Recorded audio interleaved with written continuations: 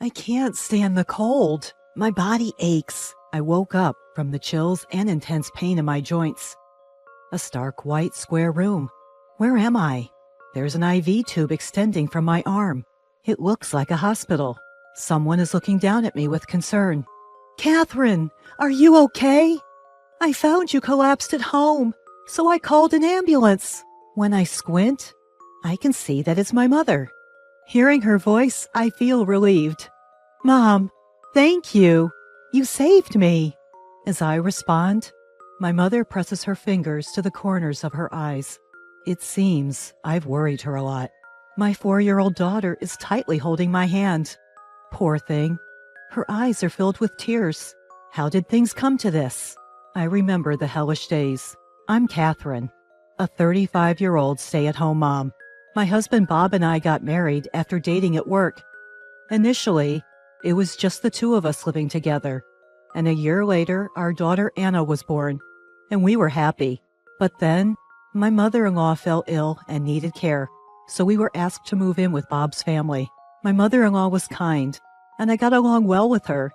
But with caregiving came the need to quit my job.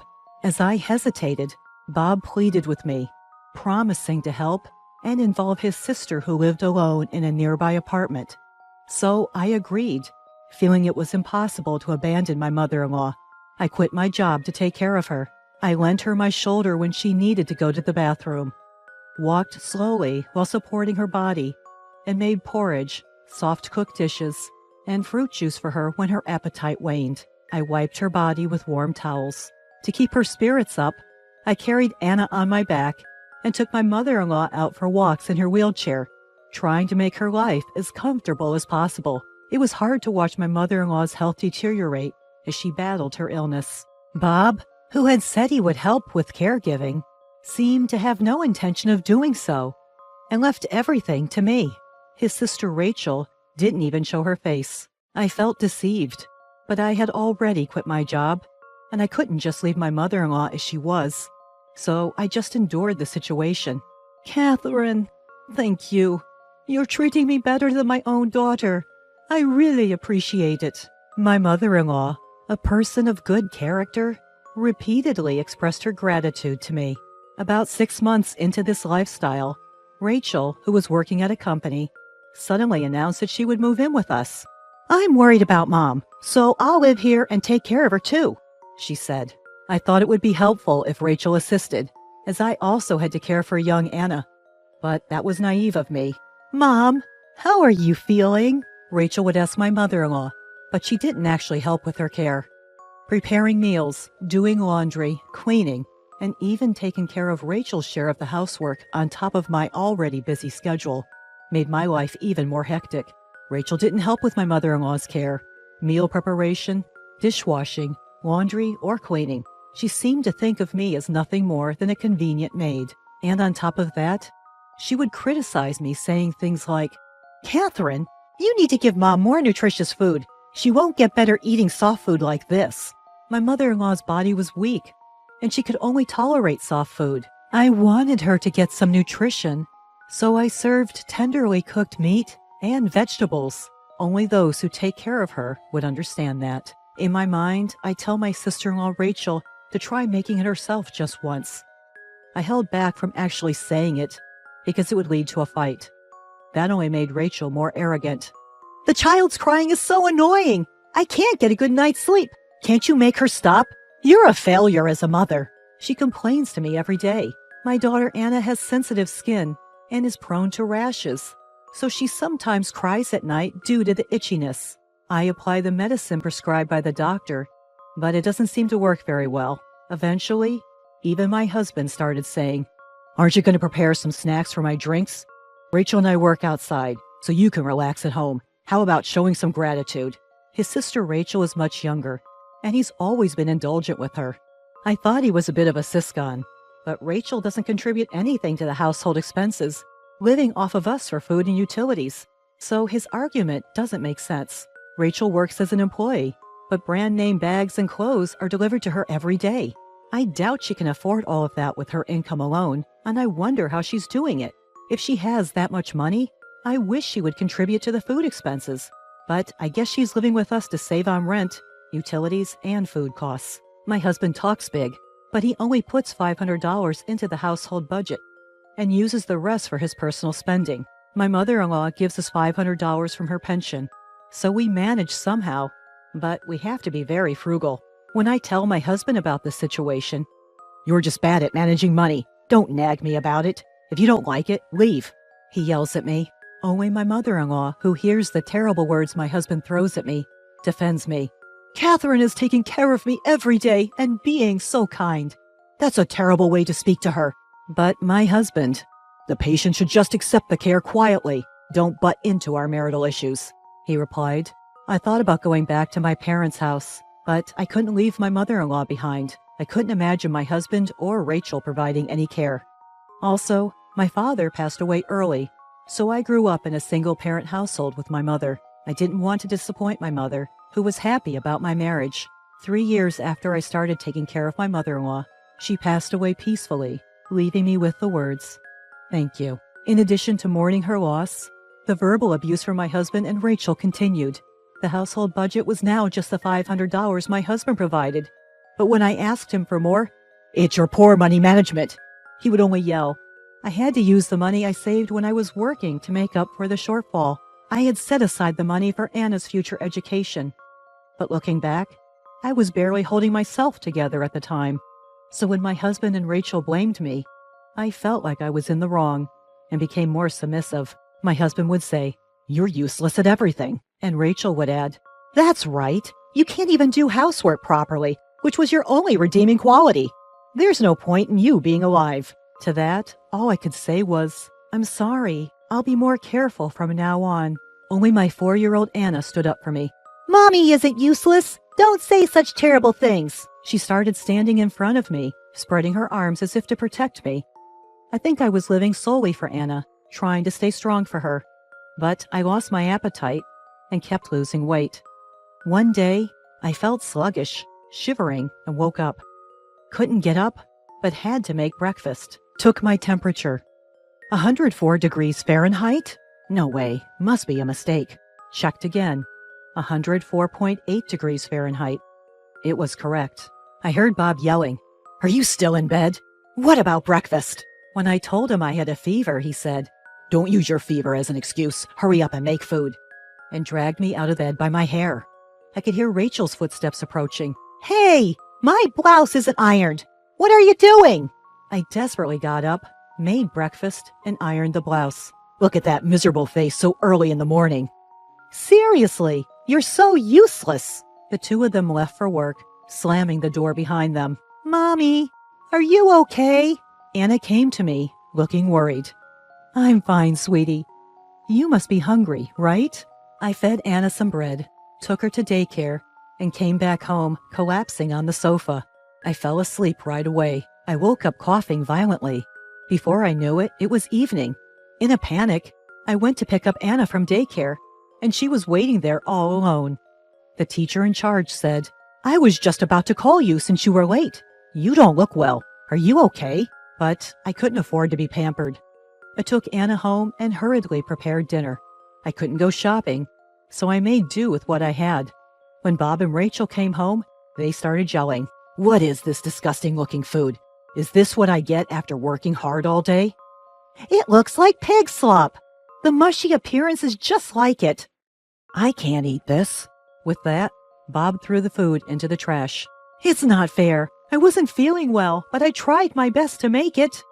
I snapped back, but it only made Bob angrier. He fetched a bucket of water and splashed it on me. "You said you have a fever, right? This should cool you down. Rachel, we don't have to eat this terrible food. Let's go out to eat." Hearing that, Rachel happily agreed. "Yay! We get to eat something delicious today!" And the two of them left together. Anna, worried, brought me a towel. "Mommy, are you cold? Daddy is so mean." While saying that, she wiped my wet face with her tiny hands. "Thank you, Anna." And then, just like that, my consciousness began to fade. I can't stand the cold. My body hurts. I woke up shivering and in pain all over my body. A completely white square room? Where am I? There's an IV tube extending from my arm. It seems like a hospital. Someone is looking down at me with concern from above. Catherine, are you okay? I found you collapsed at home and called an ambulance. Squinting, I realized it was my mother. Hearing her voice, I felt relieved. Mom, thank you. You saved me. As I replied, my mother pressed her fingers to the corner of her eyes. It seems I had caused her a lot of worry. My daughter Anna tightly grasped my hand. Her eyes were filled with tears. But Mom, why did you come home? You rarely come, right? When I asked, Anna called me. She was crying, saying, Grandma, help! Mom won't wake up, my mother said. So it was Anna who saved me. Thank you, Anna. You called Grandma all by yourself. That's great. As I praised her, Anna remembered what she practiced with Mom. I did great, didn't I? She seemed happy. We had practiced how to call Grandma in case of an emergency many times. We had set up speed dial, so it was easy to call, but I never thought it would save me. I'm a failure as a mother for making my 4-year-old worry.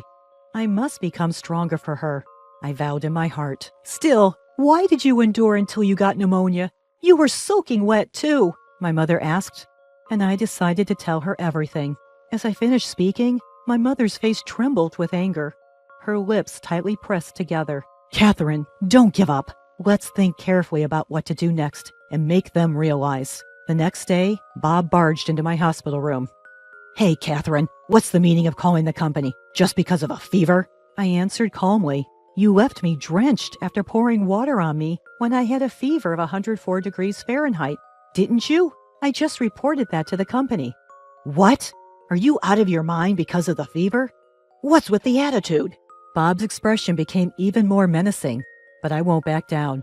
I'm fed up with you using me as a housekeeper and ignoring me even when I'm sick. As I retorted, Don't joke around. You think you can talk like that to your husband and get away with it? He seemed ready to grab me at any moment.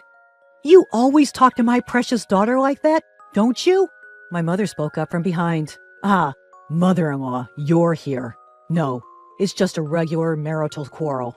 Bob hastily tried to cover up. Expecting her to live on $500 a month and do housework even when she has a fever. What a treatment for a wife who took care of your mother. My mother continued without backing down. At that moment, my sister-in-law burst into the room. Hey, stupid wife! You told our company I got pneumonia because of my abusive sister-in-law, didn't you? It was me who called. It's the truth, isn't it? My mother said. My sister-in-law began to scream with a red face. I had a wealthy colleague who might have proposed to me, but he turned me down for dating. What are you going to do about it? She said, unable to contain her anger. Well, you have a ton of overdue bills, don't you? Aren't you almost bankrupt? You may want to marry someone and saddle them with your debt, but that's not right, I replied, hitting a nerve as she glared at me.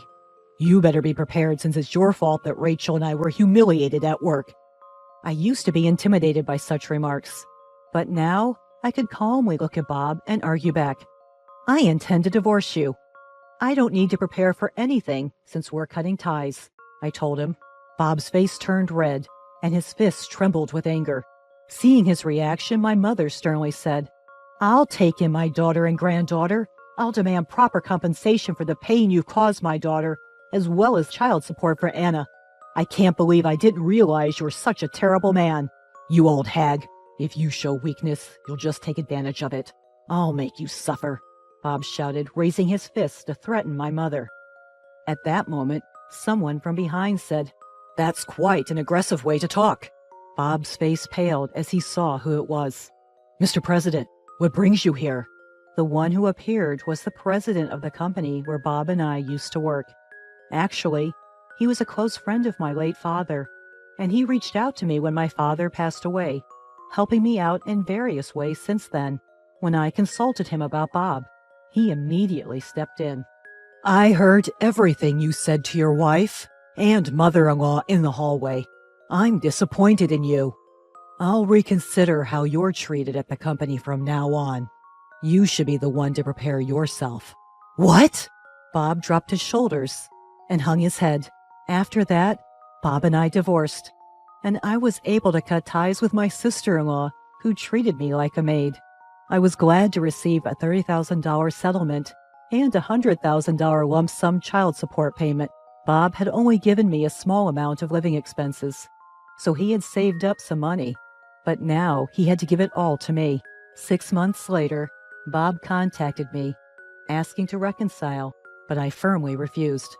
According to Bob, Rachel had become bankrupt due to her extravagant shopping and was desperately repaying debts while working at night, having quit her job. Bob was transferred to a rural area, but his high pride couldn't accept it, and he quit the company. He is now struggling to make ends meet with multiple part-time jobs, and as neither Bob nor Rachel do any housework, their home has become cluttered and a garbage house, with complaints from the neighbors. It's not my problem that he wants me to come back and fix things. I am living peacefully and happily with my mother and Anna. The president of my former company, who had helped me, invited me to work there again, so I'm thinking of rejoining. From now on, I want to live my life firmly for Anna's sake.